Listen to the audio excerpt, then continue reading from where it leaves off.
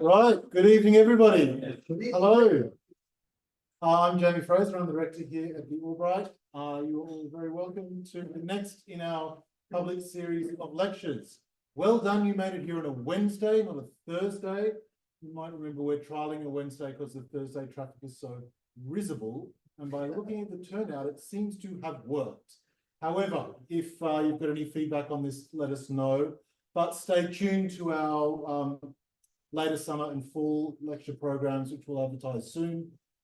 And if this goes well, we'll all do it on the Wednesdays rather than the Thursdays. Michael Johnson is the assistant director here and the tech guru. Michael is on vacation. To those home at Zoom, I can only apologize. I've tried to get the Zoom up working, the sound working. I think we've made it about 80%. It was looking like touch and go that we didn't even have aircon about an hour ago. So I think we're cooking with gas. However, thank you for your patience. We'll see how we go. But as per normal, this lecture will be recorded. It will go up on our YouTube page once Michael's back and uploads it via our events page. It is my pleasure to introduce our Psychic Distinguished Professor, that is Professor Ron Hendel. Ron, when he is not our Psychic Distinguished Professor, is at the University of California, Berkeley, where he is the Norma and Sam Davy Emeritus Professor of Hebrew Bible and Jewish Studies. Ron has published so many books and articles, and I'm not going to list them all because we would be here for the full hour, although their themes generally cover biblical religion, language, literature, and culture. Just to touch on a few high points, he's authored the commentary on Genesis 1 to 11 in the Yale Anchor Bible series, which you wouldn't have seen yet because it doesn't come out until September, but watch this space. And he's also the general editor of the Hebrew Bible, a critical edition. I first met Ron when I was a curator at the British Museum, and Ron sent me an email out of the blue to ask about giants and their relationship to dolmens. And it was a very strange email indeed. But at the end of this correspondence, I valued much more than I did at the beginning how enmeshed archaeological perspectives and textual perspectives are. And that we should never really work in silos, but draw on the strength of each other. And I think this lecture is going to be a testament to that. So please welcome Ron Hendel.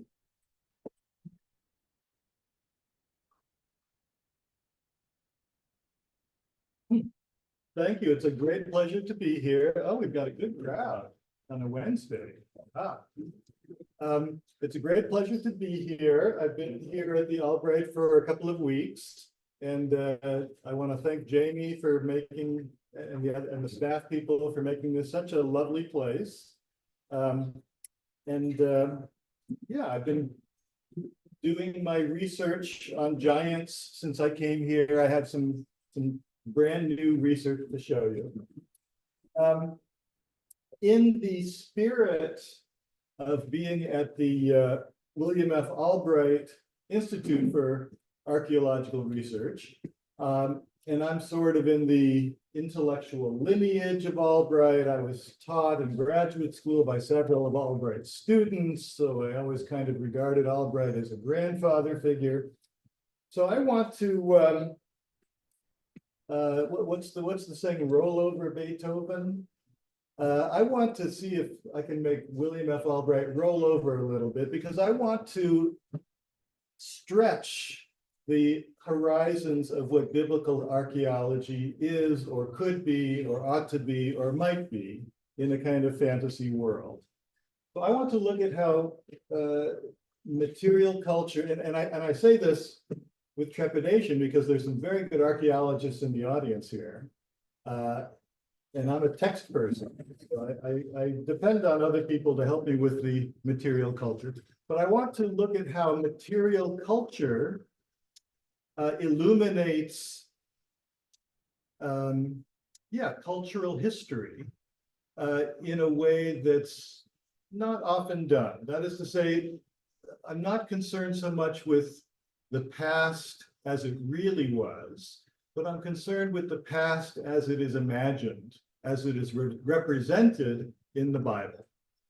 Okay, so the past as represented. This is the subject that we modern academics often call cultural memory or collective memory. So this is how people remember the past, how different groups remember the past in a way that in some way connects very deeply with the present. A way that where the past colors the present, puts a frame around the present, and explains what's going on in the present. Now let me say, being in Jerusalem, this is a very natural topic because everybody here, you just have to walk around and you see things where the past really isn't the past, but really the past is in the present. Specifically, it's in the present, it's in the landscape. Okay, so in Jerusalem, you walk around and the past isn't past anymore. It's right there. This stone, this building, this location calls forth various memories of the past. Now, in Jerusalem, as elsewhere, sometimes those memories of the past are clashing. Different groups remember the past in different ways, which therefore colors the present in different ways. In Jerusalem, this is kind of a truism, right? If everyone had the same past, people wouldn't necessarily argue with each other. But everyone has different claims on the past, which sheds light on their different claims in the present. So this is essentially what cultural memory is and the work that cultural memory does. And in particular, I want to, my subtitle here is on the landscape of memory. So I want to talk about the landscape of the Levant and how the landscape itself conjures up memories of the past that also, color and form and provide a kind of deeper understanding of the present. Now, before I do that, I need to reload this first slide because there's something technological that I didn't know I could do. Okay, see? Isn't that cool? Thank you. My sons can do that because they do stuff in science, and so, but I never knew how to make it move. So my topic is giants in the conquest of Canaan. This is a picture of someone that I'm going to come back to a couple of times. This is Og of Bashan, King Og of Bashan. And it says in Deuteronomy that to this day, you can go to Ammon and see the bed of King Og of Bashan, and his bed is huge. It's, 9 cubits by 6 cubits. I don't really understand what that is in the metric system. Do they do the metric system here in this country? Yes. Oh, yeah. Okay, I don't really believe in the metric system. So I'm not going to convert it to that, but it's like, 12 feet by 9 feet or something. It's something really large. So Og is a giant. This is a picture from an Arabic manuscript from the 13th century on the wonders of creation. I found this on the web. And this is Og, and he's holding a mountain over his head, and he's going to throw the mountain on Moses and the Israelites. Okay, so he's a giant that's an adversary to Moses and the Israelites. And in medieval traditions, both Jewish and Muslim, Og becomes this important person. In Arabic, he's Uj ibn Anak. And then as the story goes, he's about to throw this mountain on Moses and the Israelites, and God sends some ants into the mountain, and they kind of decompose the mountain, so it just turns into dirt and falls down and can't do any harm. So that's how this story ends. Now, this is some research I've done recently, just so Jamie knows that I'm working hard on scholarship here. This is the finger of Og. And if you've been to the Russian compound, this is right in front of the Russian Orthodox Church. Okay, it's kind of below, it's between the Russian Orthodox Church and this huge, scary police department building. Okay, so it's just in the ground. And I asked one of our resident artists at the Albright, Sami Alcock, to do some of his beautiful artistic calligraphy, which he does in marvelous ways. And so he did some calligraphy on this finger of Og. And it says, and he did this without any prompting. On the finger of Og, it says belief, power, magic. And below it, it says belief is an enchanting force that almost makes the impossible possible. Now, I don't know how he knew that that was the theme of my lecture, but that's a beautiful thing to say. So this is, now let me just say, archaeologists, who you can't always trust, say that this is a Herodian era pillar that was made probably for the Nia church, which is in the area, but it had a fault in it, a crack in it. And so they didn't use it, they just left it on the ground. But you know, that's what archaeologists say. But in popular culture, which is what the label of it says, this is the finger of Og. It doesn't say which finger. Jamie has a theory, some of my colleagues have a theory of which finger. But what would be the point? What would be the point indeed?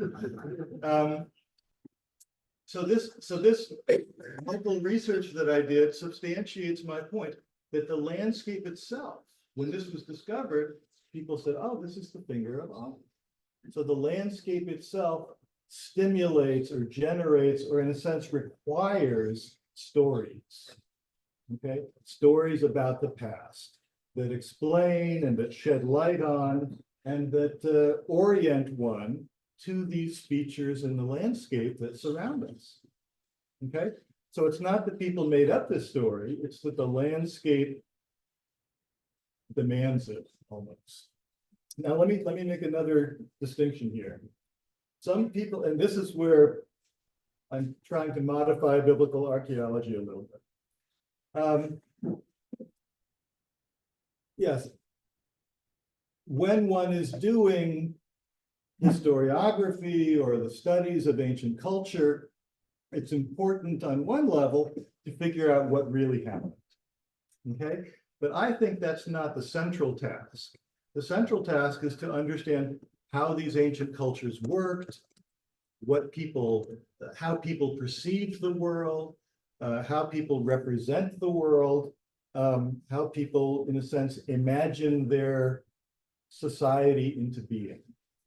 So some anthropologists call this the cultural imaginaire. I would also emphasize, though, that the cultural imaginaire, that is the world that we imagine ourselves to be living in, is itself a fact, okay? So I'm relying here on a great sociologist, Emil Durkheim, who defined these kinds of religious and cultural beliefs. He called them social facts. It might not be a fact in the eyes of a physicist. It might not even be a fact in the eyes of an archaeologist, but in the eyes of an ancient Israelite, these were facts, okay? And these inhabited their world as much as things that we do think are sort of empirically factual. So I want to treat these ideas of giants as central to culture as what we might think of as a more historically accurate description of, you know, where a pillar like this may have come from. You see what I mean? So I want to look at culture from the inside, and I want to look at biblical culture from the inside. And this, I think, is the correct way to look at the text of the Bible, the narratives of the Bible, and the relationship between the past as represented in the Bible and the world of things, the world of culture, the world of the landscape that surrounds these stories. Okay, so that's kind of the general idea of some of these perspectives on what cultural memory is and how it's important, and that these things are really facts within society. Yeah, when I'm with my students, I sometimes hold up these sorts of things. Do you know what this is? This is a 50 shekel note.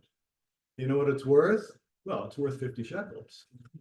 But, you know, if I went back to California and I gave this to somebody, it would be worth nothing. That is to say, this is a social fact. This is a fact that really works within the cultural boundaries in which this is a social fact. If you take it to a different society, this is not a fact anymore. This is just a piece of paper with a funny picture of some guy with a mustache. Who is that? I'm near somebody, some old guy with a mustache, and I don't know who it is. So that's an example of social facts. So social facts are not negligible. In fact, people actually think money is very important. I do.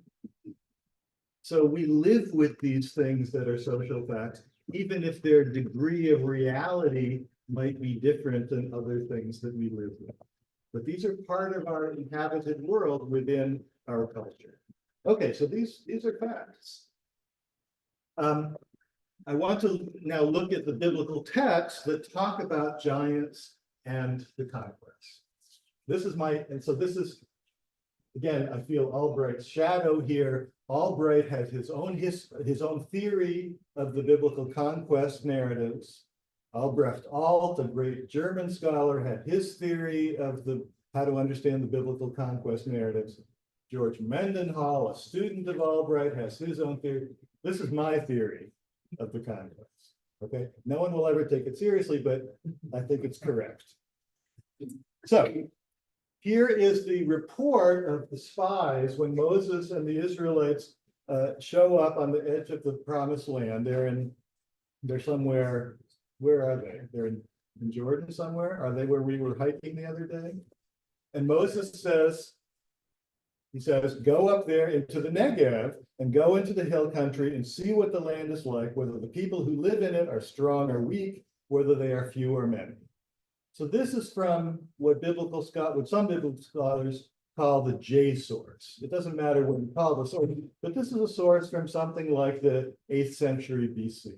So this is a relatively early text. So this is a story, a representation of the past, an account of the past that was, circulating in the 8th century, in the Iron II period, the Neo-Assyrian period, whatever you want to call it. So Moses says, go into this land and check out the people. So these are the spies. These are the reconnoitering group that goes into the land. And this is what they say when they come back. They say, they tell Moses, we came to the land that you sent us. And indeed, it is flowing with milk and honey. And this is its fruit. And I'll show you a picture of the fruit next. But the people who live in the land are strong, and the cities are fortified and very great. And also there we saw the children of Anak. So Anak is a word for giant. The Anakim are the giants. There's a number of different terms in biblical Hebrew for these giants who are regarded as the indigenous people of the land. So there we saw the children of Anak. We are not able to go up against the people, for it is stronger than us. And there we saw the Nephilim. And they say parenthetically, the children of Anak are from the Nephilim. And we seemed in our eyes like grasshoppers, and so we seemed in their eyes. So here the spies come back and they say, we cannot conquer this land because the land is strong, the cities are fortified, and the people are giants. Okay, and in our eyes, we seemed like grasshoppers, and so we seemed in their eyes. So this is a nice transposition. It's as if the giants are human sized, and we, the people, are like little grasshoppers in comparison. Okay, so it's a lovely metaphor. We were like grasshoppers. Now, grasshoppers are not that intimidating. Okay, you can step on them. No, some people, my wife prefers to just, put them in a little Tupperware container and let them outside. So she has compassion on the grasshoppers. But grasshoppers against people is not a fair fight. And this is the image that they transpose to represent themselves versus the grasshopper. themselves versus the giants. We're like little insects compared to them. So we cannot possibly prevail over them. So this, in the story of the wanderings of the Israelites, this is the sin of the Israelites. They won't go and take on the Canaanites because the local Canaanites, the indigenous Canaanites, are giants. And this is why Moses then says, okay, you have to wander for 40 more years. So that's a big penalty for their cowardice. But their fear is justified because these are giants. How can we defeat them? So this is a kind of central juncture in the narrative of the Exodus and the wanderings and the conquest. So it looks like the conquest is not going to happen because the people are giants. Now, let me add, there are different versions of the conquest story. And I'm only focusing on the one that involves giants because people tend to ignore it. Scholars in my field tend to ignore it. So I'm kind of disengaging this layer of cultural memory and foregrounding it for you and kind of making connections. Now, oh, here's the picture. So this is a picture, I think this is a live photograph of the fruit that the spies brought back from the land of the giants. And the land of the giants, he said, in the Negev, in the hill country, and so forth. And they say they came back from, yeah, the land you sent us. And so it says they cut down there a branch with a single cluster of grapes, and they carried it on a pole between two of them because the cluster of grapes was also giant. Okay, so these are giant people that have giant fruit. This is even better than you get at, Machane Yehuda or something. Big grape clusters.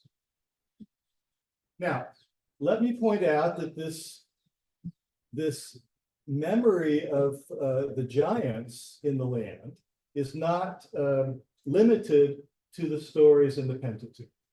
So this is another relatively old story. This is from the book of Amos, the prophet Amos.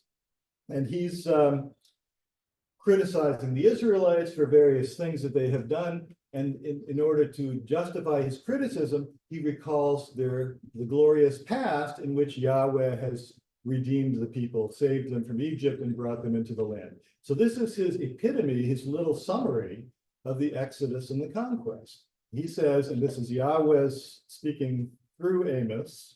Amos says, Amos is ventriloquizing Yahweh. And so Yahweh says, it was I who destroyed the Amorite before them. So here, before we saw the word Anak, the Anakim, we saw Nephilim. This is another word, the Amorite, that sometimes is used to describe these indigenous giants. And that's what Amos is doing here. Sometimes the word Amorite is used to refer to the Canaanites as a whole, including the Canaanite humans. But in this case, Amorite seems to be used for these giant people because it says, it was I who destroyed the Amorite before them, whose height is like the height of cedars, and whose strength is like oaks. Now, cedar trees are the largest trees in the region. You think of the cedars of Lebanon, okay? So these are huge trees. And that's what the height of these Amorites are like. Their strength is like oak trees. So oak is the strongest wood. So these are big, strong people. And Yahweh says, I destroyed his fruit above and his roots below. So from top to bottom, I destroyed it. Interestingly, in this memory and representation of the conquest, the Israelites don't necessarily do anything. Okay, because how could they? Because these people are giants. It's Yahweh who does it all by himself, because he's more powerful than a giant. So it was I who destroyed, and notice the emphasis on I. It was I who destroyed the Amorites before them. I destroyed his fruit above and his roots below. It was I who brought you up from the land of Egypt, and I led you in the desert for 40 years to inherit the land of the Amorites. And so this is very stylistically emphatic that it's I who did this, and I did all these things for you. And then the text continues, because you have disobeyed me and done unethical things, therefore you're going to get it. Okay, so the Israelites are ungrateful and they're sort of destroying this covenant, and these are the beneficent acts that Yahweh has done for them. It's interesting that this is in reverse chronological order. Yahweh is talking about the Exodus and the conquest, but in this nice poetic presentation, it's the conquest that gets more attention, and then the Exodus is kind of tacked on below. It was I who brought you up from the land of Egypt, led you in the desert for 40 years to inherit the land of the Emeritus. The Exodus, wanderings, conquest. So this is Amos's epitome of that of these great past events, and it's pretty clear that he's talking about giants. Now, let me say, if the Amos passage was all we had, one could say, oh, this is poetic hyperbole. Okay, their height is like the height of the cedars, their strength is like oaks. In poetry, you can have lots of hyperbole and very elaborate metaphors and comparisons. But I would say that and this is not controversial, in the context of these other stories about giants, and of giants being the indigenous inhabitants of the land, it looks to me like this is really what he's talking about. He's talking about giants that Yahweh destroyed, just as in the Pentateuch. The previous text we looked at. Okay, here's what happens. Now, this is not the only version, though. As I said, there's multiple layers of memories of the conquest, and some of these kind of contradict each other. Here's another bit in the book of Joshua, where Joshua destroys these indigenous giants in the land. So this is a different presentation than what Amos has just given. And this, I don't fully understand this, but this is right after Joshua and the Israelite armies have come in and destroyed all the kings of Canaan and destroyed all the people. And it's kind of a disturbing scene. And it says, at that time, in Joshua chapter 11, Joshua came and wiped out the Anakim from the hill country. Well, those are the people that the spies had seen before, these giants in the hill country. So now it says Joshua wiped out these giants in the hill country from Hebron, from Devere, from Anav, and from all the hill country of Judah. So this seems to say these were giants in all of the hill country of Judah, and Joshua, did he destroy them all by himself? Or is there an army here? It's not entirely clear because it really just says Joshua. Joshua utterly destroyed them with their towns. None of the Anakim, none of the giants was left in the land of the Israelites. Some remained only in Gaza, in Gath, and in Ashdod. So he wiped out almost all of the giants. So this is the herem. The verb here where Joshua utterly destroyed them, it's hecherim. So this is this herem, this kind of ritual slaughter. It's very bloody, but Joshua destroyed all these giants. Now, why are there some remaining in Gaza, Gath, and in Ashdod? This is the land of the Philistines. Anybody know why there have to be some giants left? David. Bingo. You have to save some. So Joshua is the great military hero. Who else? David.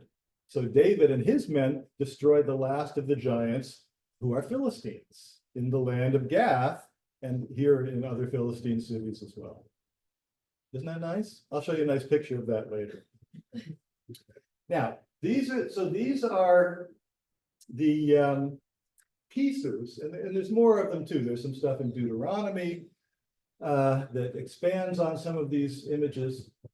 So these are little glimpses that we have of the giants in the land and of the conquest of the land being the conquest of these indigenous giants. Now, I want to ask, why is this such a pervasive theme in these stories? And I want to give you an answer from the landscape.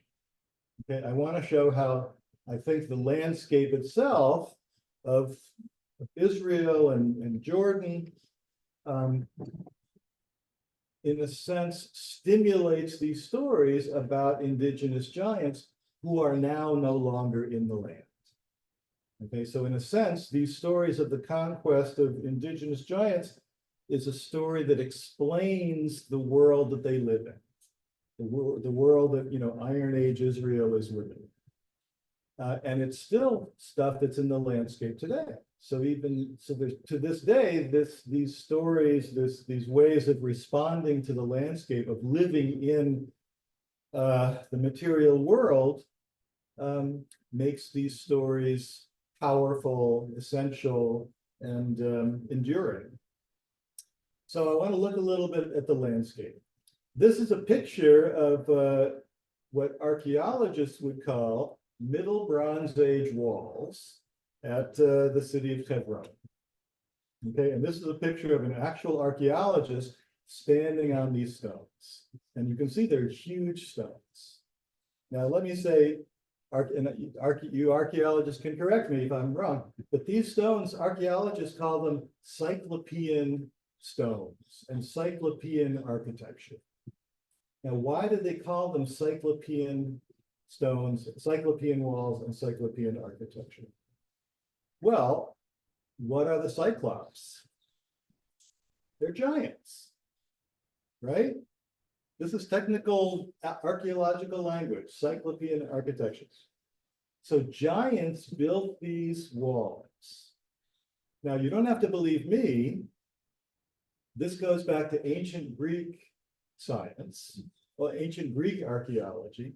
And one of the people who made this clear was Aristotle, who said that the Cyclopses built the massive stone walls of the cities of Mycenae and Tiryns and other, you know, Bronze Age cities. So this comes from the ancient Greeks, that the Cyclopses, giants, must have built these structures because the stones are so big. And to this day, they're still called cyclopean stones. So that kind of proves my point, doesn't it? That giants built these massive, massive structures. Here's another shot of the cyclopean walls of Hebron. And I'm using Hebron because this is the area where the spies are encountering these giants in the story in the Pentateuch. So here's cyclopean walls of Hebron. This is a more recent excavation. These were uncovered, I think, in 2014. And the stones go down farther. So they were much taller structures, and they're massive stones. Now, let me show you where the Israelites were living in the early Iron Age. They didn't have Cyclopses to build their houses.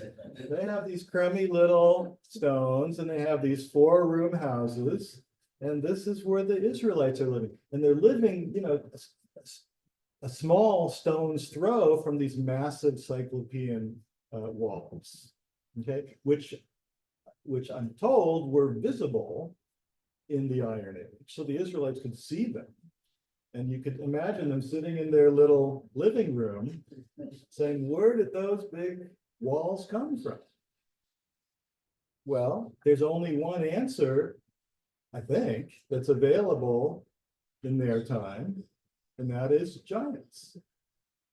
So they say, well, look, we're living in Hebron. The giants were here, but they're not here anymore. So what happened to them? So naturally, I think the next step is someone says, oh, well, Yahweh destroyed them to make the conquest, to make the settlement of the land possible. Joshua destroyed them to make the settlement of the land possible. And so you see there's different versions. But these are the stories that I think naturally arise as part of living in this landscape. Okay, so I think that the stories and the landscape kind of support each other. Okay, they require each other in a sense. And this becomes the lived environment, the lived culture that the early Israelites were confronted with. And this is a kind of way of life, a way of belief. Okay, so and let me add, so I showed you the cyclopean architecture and cyclopean walls of Hebron because that's where the spies were going. But this is a commonplace in the hill country in a number of sites. Jerusalem, there's a bunch of places where there's cyclopean architecture. It's the archaeologists say that these are Middle Bronze Age walls. You know, I would say, okay, but you know, maybe giants built them. At Shechem, and as we'll see later in Gath, but there's other places too. But those are just some of the prominent. So a lot of the hill country places had these old stone walls that were in one state or another of ruin, and sometimes they built little Iron Age things against them. But you know, they had to ask, what are these things, and how did they get here, and how did we get here if these things were built by giants? Okay, there's also simultaneously stories about giants in Jordan, in Transjordan, on the other side of the Jordan River. So here are some bits in Deuteronomy that there's not only these Anakim or Emerites or Nephilim in what became the land of ancient Israel, there are also giants that are in the neighboring lands. So there were giants in Moab and Ammon and in Bashan. Bashan's to the north. So, but this is the order that they're described in Deuteronomy chapter 2 and 3. So for Moab, it says the Amim lived there previously. So the Moabites called their giants Amim, which literally means terrifying ones, or something like that. The Amim lived there previously, a people great and many and tall like the Anakim. So they're, you know, cousins. And they were accounted as the Rephaim, like the Anakim, but the Moabites called them Amim. So this is a bit of ancient ethnography. These different groups of people called their giants by primordial giants by different names. But of course, in Moab, there's no giants anymore either. So there must have been a destruction of giants there too. In Ammon, it says it is accounted as the land of the Rephaim. Rephaim lived there before them, before the Ammonites, but the Ammonites called them Zamzumim, which means something like whispering ones, which is an interesting thing to call them. A people great and many and tall like the Anakim, and Yahweh destroyed them from before them. And they dispossessed them and lived in their place. This is interesting. So Yahweh also destroyed the Zamzumim, the ancient giants of Ammon. It's kind of interesting. You'd sort of expect Milcom, the Ammonite gods, to do that. But I guess Yahweh had some extra time on his hands and destroyed these giants as well. So there's an interesting kind of ethnic relationship between the Ammonites. Yeah, we helped them out a little bit. Yahweh took care of their giants too. In Bashan, it says only Og, king of Bashan, I told you we were going to get back to him. Only Og, king of Bashan, was left of the remnant of the Rephaim. So Rephaim is another name for these giants. And it seems here in these texts that Rephaim primarily refer to the Transjordanian giants. So Og was left of the remnant of the Rephaim. Behold his bed, an iron bed. Is it not in Rabbah of the Ammonites? 9 cubits is its length, and 4 cubits is its width. So again, this is part of the landscape. You can go to Ammon, and maybe for a small fee, you can see the P.T. Barnum of the day or whatever it is. You can go and see the bed of this giant guy, Og, and it's huge. It's 9 cubits by 4 cubits, which again is something like, I don't know, 15 feet by 6 feet or something like that. But you could go see it. I think that's really wonderful. So what did they see when they went to see it? It's not entirely clear because here it's called an iron bed, which I'm not sure exactly why that is there. But you want to take over? You're doing fine. So I'm standing next to the world's expert on these things. This is Dolmens in Transjordan. Oh, I wanted to bring your book. What's your book called? It's propping up a window. Dolmens in the Levant. It's called Dolmens in the Levant. So this is the world expert on dolmens in the Levant. And this is a picture that I stole from his book. This is actually on the cover of his book. Okay, the page turner. I recommend it. Dolmens in the Levant by James Fraser. So this is a picture of a dolmen. This is, yeah, so there's two big, tell me if I'm getting the technical description correctly. Two big rocks with a rock on top of it. And this is a picture from the 19th century, and this is actually a tall, 6 foot tall, I think this is an Adwan chief. And 6 feet's pretty good for 19th century people in this area. But this is bigger than him. So he gives you a sense of the scale. Now, in his book, Jamie claims that these are like early Bronze Age tomb memorials, you know, maybe, but could have been built by giants. Okay, here's a picture, and let me just say, these are all over Transjordan. Here's a map from Jamie's book, and you can see there's a tremendous density of these dolmens, and some of them are just really big, like that one we saw.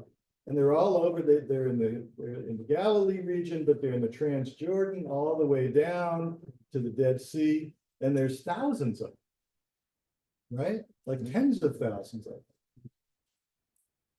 So this is exactly the area where the Transjordanian giants live, in Bashan, in Ammon, and in Moab. Okay, so I'm certainly not the first to suggest this, but there, and I can give you bibliography, but the guy, well, the German guy, Paul Card, wrote a book in, I think, 1919, where he correlated this density of dolmens in Transjordan and said this is what gave rise to the stories of the giants in Transjordan. And I think he was right. It's a way that the landscape, in a sense, demands a story, an understanding, a filling in of what these amazing things are and were.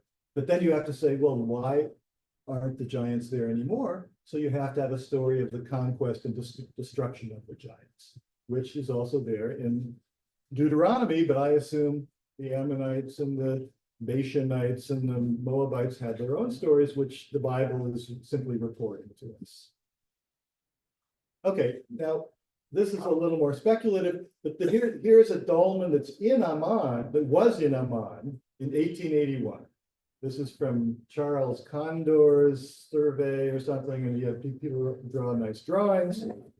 And this dolmen, this particular dolmen, is roughly the size that Deuteronomy says is the size of Og's bed.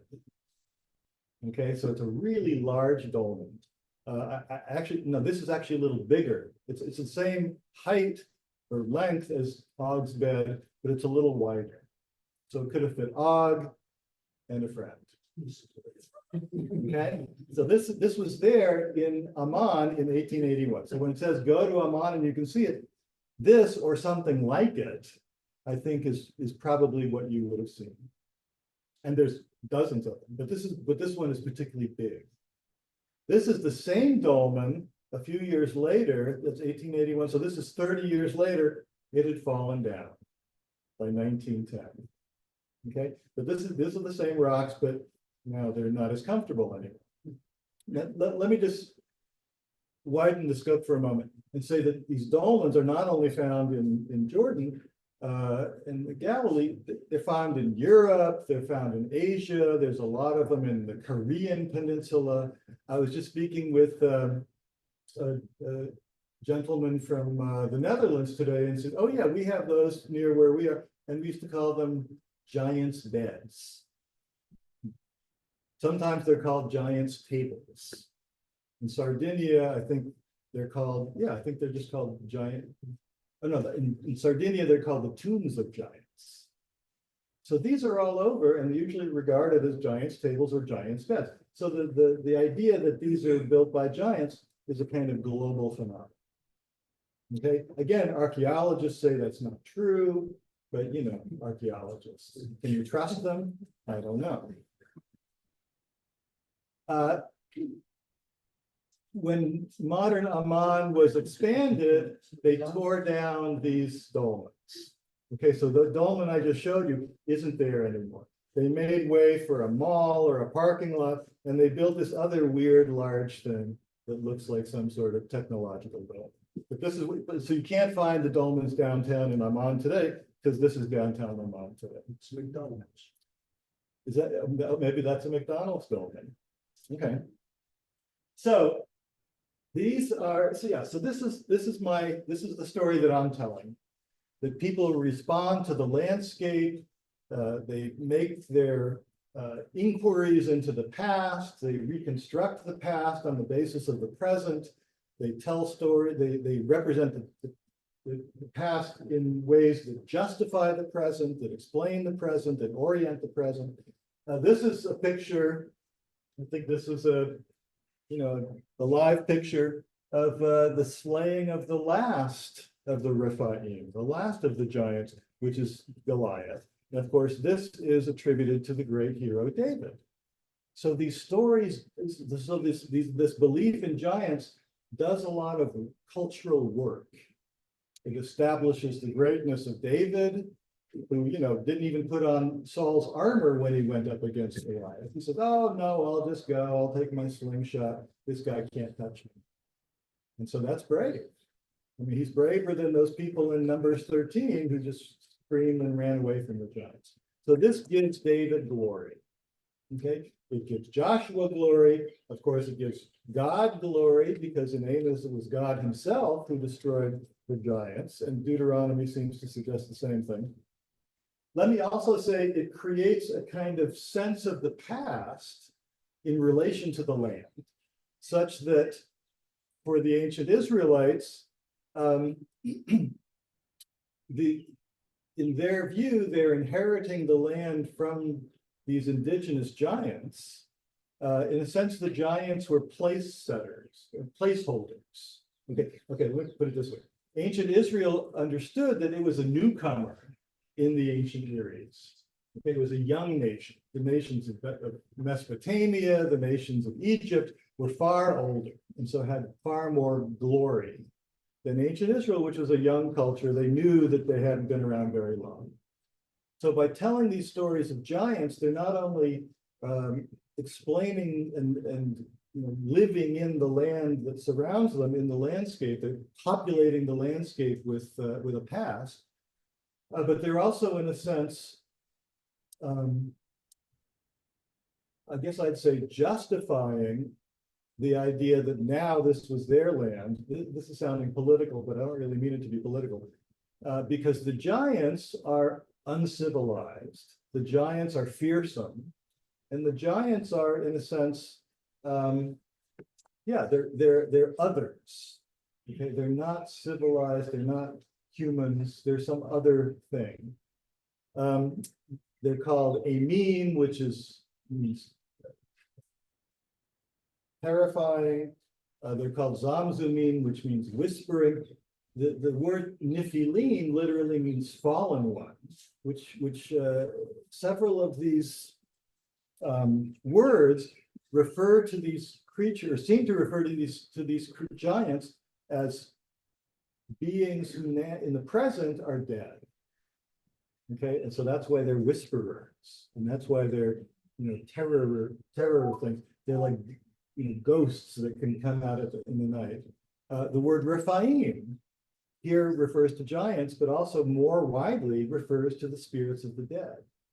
So there's something about these giants that in the past they lived, they were violent, they were strong, they were fearsome, but in the present they're spirits, they're whisperers, they're terrors of the night, they're Rephaim, spirits of the dead. And so this kind of inhabits the pre-Israelite period with these other beings. We could call, in anthropology, we'd call them liminal beings. They're not fully human, but they're not really something else. They're these strange other creatures. And in a sense, they're just occupying this land until the time that the Israelites, who knew themselves as latecomers, could come onto the scene. Okay, so they guard this boundary between prehistory and history. And they have to, leave the scene before the Israelites can occupy this land. So it's a way of orienting. So stories about giants in the past, in many ways, are a way of orienting yourself to the deep past, to a deep sense of time, a time before ordinary sized humans dwelled in these lands. So the giants do a lot of cultural work. Okay. Let me just say that there are many people for whom the giants of antiquity continue to do this cultural work. That is to say, in my research in the last few days, some people have been telling me, oh yeah, there were giants. Solomon used them to build the walls of the city of Jerusalem. Giants, we know, giants built the pyramids. So even these stories of the past themselves are not in the past, but they're still in the present, because it's a way of making sense of the landscape that we inhabit ourselves. Thank you.